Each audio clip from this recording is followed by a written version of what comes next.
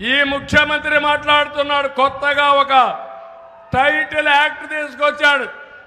నేను అడిగా ఈ సైకోని, భూమి నువ్వు ఇచ్చావా? పట్టాదారు పాస్ పుస్తకం పైన ఫోటో ఎవరిది తమ్ముళ్ళో అని మిమ్మల్ని అడుగుతున్నా. జగనన్న భూ హక్కంట. వీళ్ళ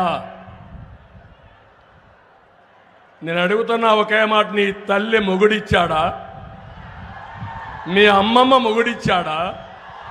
మీ నాన్నమ్మ మొగుడిచ్చాడా? మీ జేజే తాత ఇచ్చాడా? ఎవడిచ్చాడు?